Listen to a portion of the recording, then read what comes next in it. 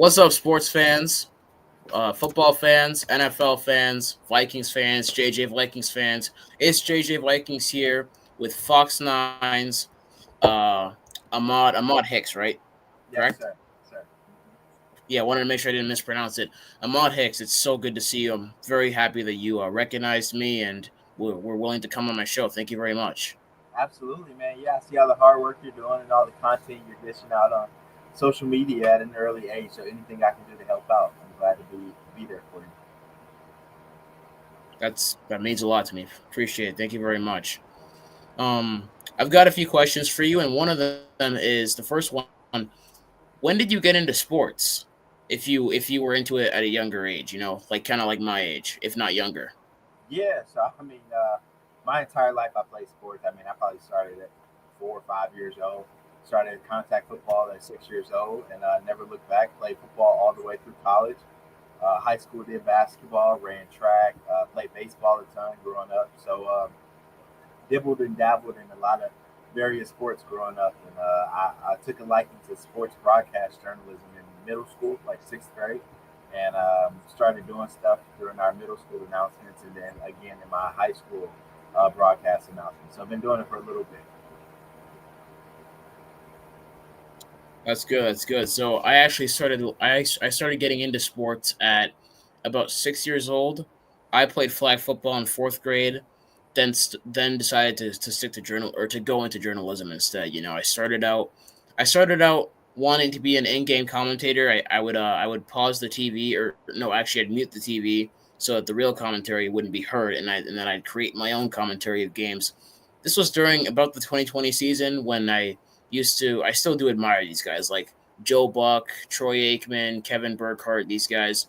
So I kind of wanted to have their sort of energy when I did commentary on games. Now I'm kind of sticking with the pre-game, post-game analysis kind of stuff, and I feel like it's best to get my piece of information before and after games rather than during the games. You know, that's just kind of my preference now. Yeah, for sure, for sure. No wrong way about it. I mean, nobody blazes the same trail, So you got to do what you enjoy doing, and if that's pre and post game analysis, there's always a lane for that. Appreciate it. When did you get into journalism to be specific? And it doesn't necessarily have to be sports. When did you decide that journalism would be your your path? On the way to a good career as a journalist. Started in middle school, kind of continued that in high school, and then it really didn't get serious until my final year of college at Southern Illinois University in Carbondale, Illinois. There, kind of just started getting affiliated with the newspaper we had, and also doing our sports broadcast that we had there, where we had a teleprompter, a whole studio, a set, anchors, the whole nine. So I did that, and then I did several internships when I graduated college, and while in college as well. And then 6 months after graduation, 6 or 8 months after graduation, I got my first real job in the real world, and I've been in it since 2016. That's awesome. That's awesome. I find that very awesome. Was was being at Fox 9 one of your big goals and big ambitions, or was it something that you just accepted being in, or was it like one of your ultimate goals to finally land at Fox 9? No, it wasn't a ultimate goal for me. I think any sports broadcaster in this industry will tell you that their goal is to go network or make it to ESPN or some sort. But I'm happy with where I am right now. That's not to say that I wouldn't love to be at ESPN one day, but right, Fox Nine is it kind of feels like a regional sports cable network. We do a lot of sports. We're affiliated with a lot of teams, and we cover a lot more sports in town than other stations. And it's a lot more sports than other stations I've worked in prior. So it's fun. I wouldn't say it's a dream destination for me, but it's turning out to be that way now that I'm here. Everything is going well. That's great. I actually visited Fox 9 physically. I've also interviewed one of the reporters, Hannah Flood, amazing reporter. And I interviewed her virtually back in 2022. Then I was featured. I was very happy, blessed by God, to be featured on the game day live on October of 2022. This was the Vikings Bears game in Week 5 at US Bank Stadium. A video of me was featured on that game day live, so that was really awesome. I found that incredible. Then in September of 2023, I went to Fox 9 physically. I finally traveled back to Minnesota. Oh, did I tell you I'm an out of state fan?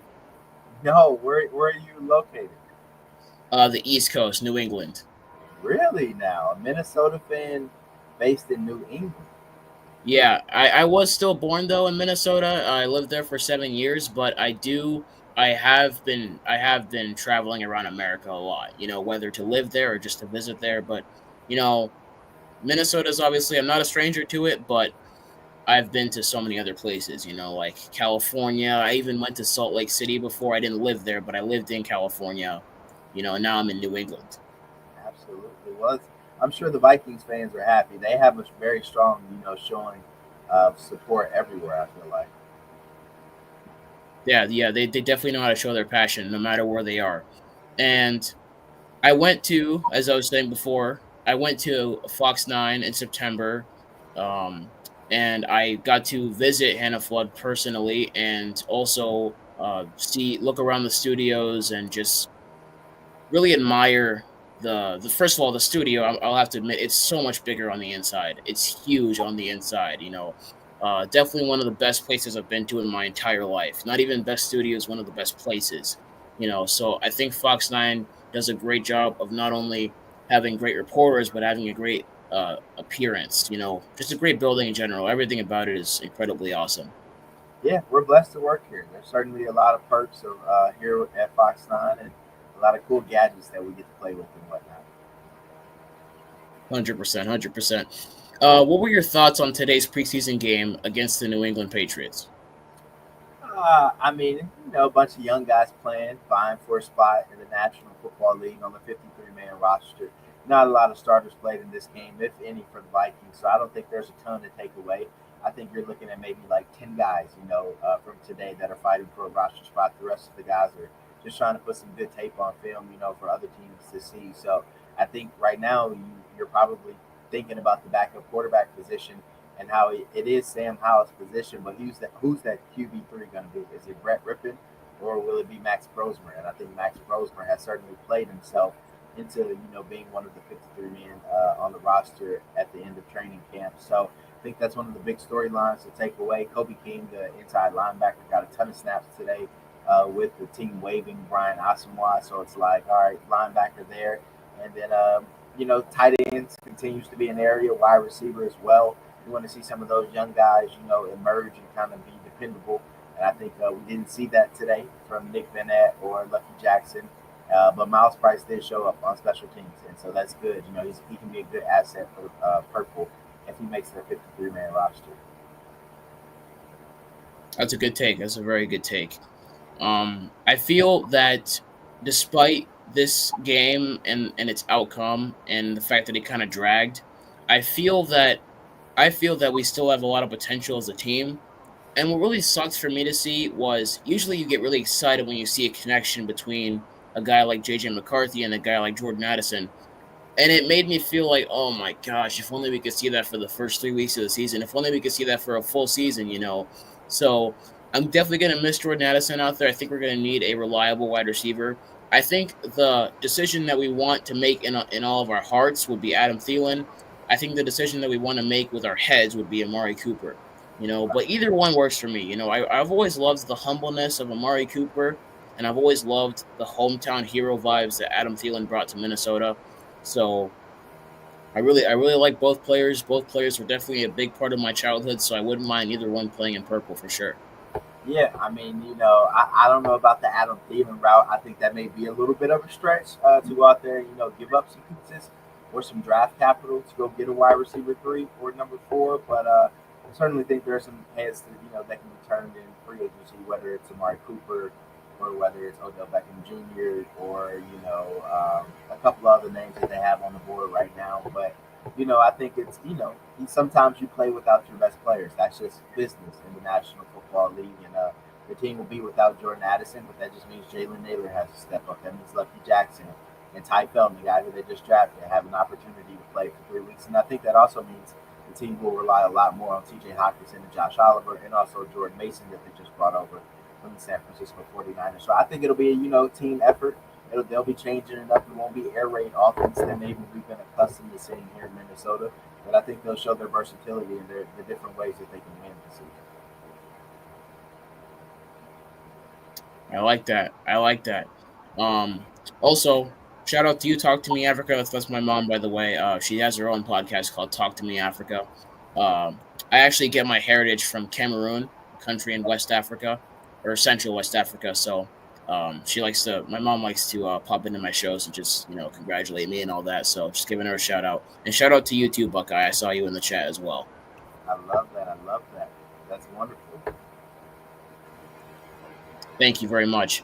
I do believe that this team will go pretty far this year, despite the tough schedule and despite the tough opponents we're going to play, including the Ravens and the Commanders. Well, they actually might not have Terry McLaurin by the time we play them, though. But we do have some tough opponents, tough parts of our schedule, including two consecutive overseas games. But what do you think personally about this team? Like in the sense, do you think that we're gonna have a good record, and over under, let's say over under 10 wins? How about that?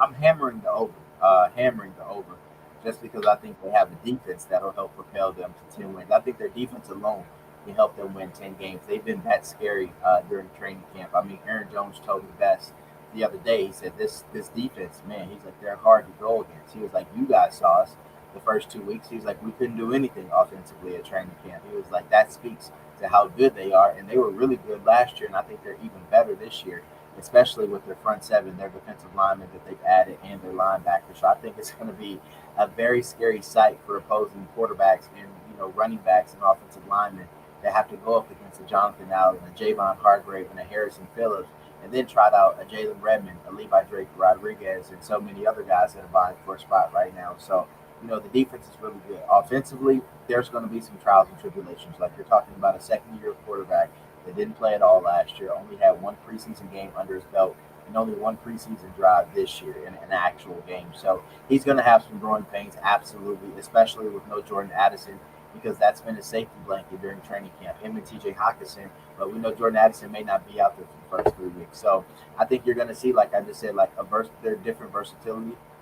Whether they can throw the ball to TJ and Josh, or they can run the ball with Aaron and Jordan, or if they stretch it with Justin Jefferson and Jalen Naylor for those 3 games. They certainly have a ton of options. I wouldn't be surprised if they go out and go get somebody else before the season starts to kind of bolster that lineup. But I think for the first 6 weeks, I would hold off on all the hot takes and this team isn't going to do this, etc., because they have a young quarterback, and eventually things will slow down, and Jordan Addison will be back, and the offense will be at full strength. And then it'll only be a matter of time before they're winning competitive games against good teams. And if you're losing against good teams in the regular season, well, it's good. You're getting battle tested ultimately for the playoffs and where you want to be at the end of the year. So I don't think any competition is a bad thing for the squad. All right, I like that take as well.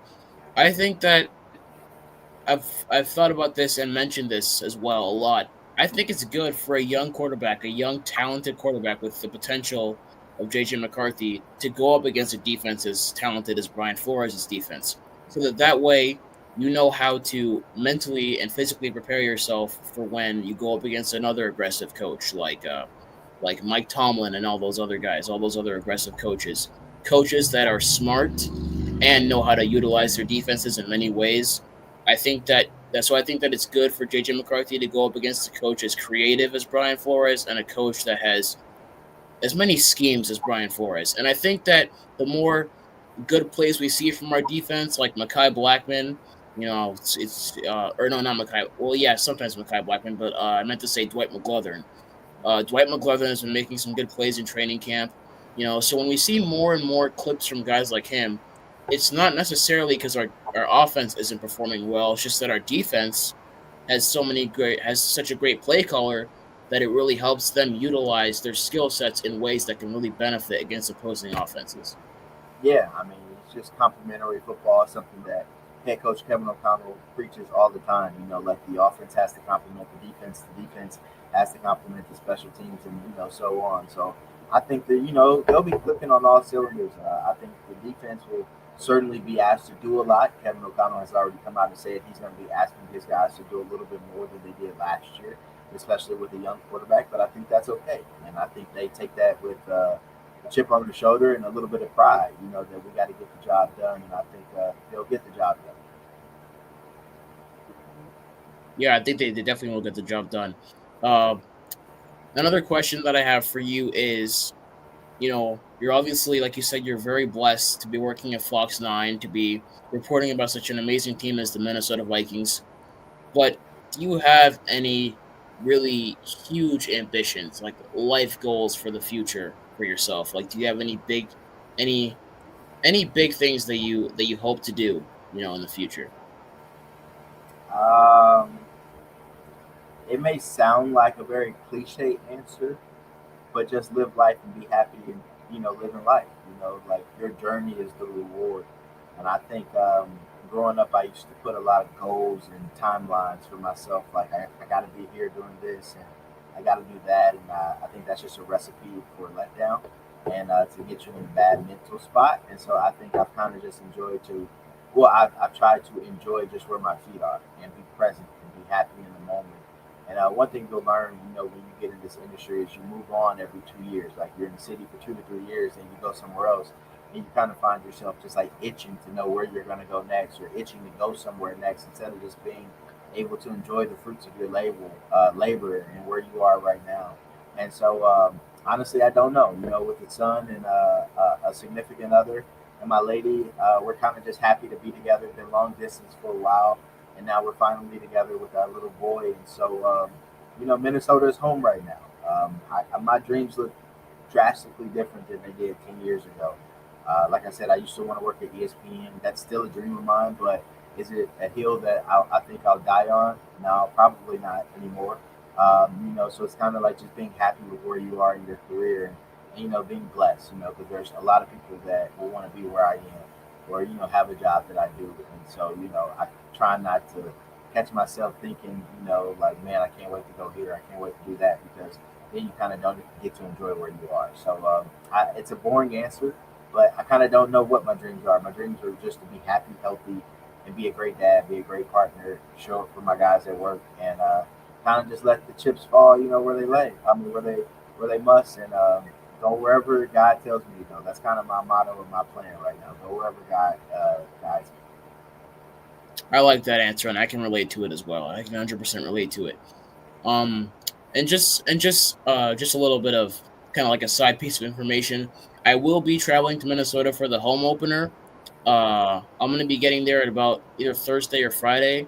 So if there's anything you want to do, or like any kind of content we want to do together, I will be at the home opener, and I will also be at this event called Skull Fest, which is held by two other content creators. One of them is named Vocal Like. The other one is named SK NFL. SK short for Sean Kenner. So if you ever want to meet at that time, obviously I'll hopefully be free. But I do travel to every home opener game, so that's something that I'm really excited about. And yeah, the last time, or the second to last time that I went there, it was at Fox 9 first. I went to Fox 9 first to this is the 2023 season. Okay. Okay. Yeah, that'll be exciting. I think what's that? The Falcons on Sunday Night Football. That'll be a good time. 100%, it'll be a great time. I've never been to a game at prime time, by the way. Fun fact. Oh, they put on a show during prime time. It'll be lit up. The stadium will have all the lights going, and Minnesota on a Sunday night football game in the fall with the doors open. I don't think anything beats it, honestly.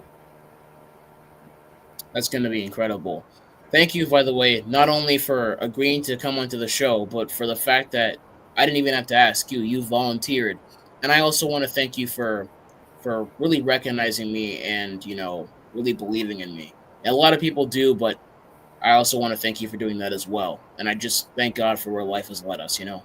No problem. Just make sure you pay it forward one day when you're successful and you're making a ton of money and you're on the national scene. Just make sure that when there's another young guy like yourself or a person of color, looking to do some big things and get in this industry, that you make sure you lend a helping hand. That's what one of my mentors always told me. So that's something that I try and make sure that I do, for the next generation. And as long as you believe in yourself, that's all that matters. There will be doubters every step of the way, always talking about you or what you're not going to be able to accomplish and what you're not going to be able to do. You just have to keep your blinders on and keep going forward. And put God first, put family second, and just stay focused. I think that's my biggest piece of advice for you. Don't ever get discouraged. This field is very, very, very competitive, and you have to find your own lane. And I like to think that you have one already by having a platform, by having a show, a podcast, before you even step foot in college. I think you already have a ton of people beat that I actually speak with, who I mentor now and things like that, and people that are hoping to get into business. So keep doing what you're doing right now. You're way ahead of schedule. And just keep, turning up the notch. Keep being aggressive in your content and what you want to do, and keep putting yourself out there. That'll be the easiest way for you to land a job when you graduate college. I deeply appreciate it. Thank you so much. And thank you to everyone that tuned into the stream. Thank you for everyone in the chat right now. Thank you all for watching. This is JJ Vikings and Ahmad Hicks signing out. Skull Vikings, deeply appreciate you guys. Thank you again for the advice. I will definitely carry it with me. And when the time comes, I will pay it forward 100%. Absolutely. Love to hear it, man. You have a good one. Keep it up. You too. Skull Vikings.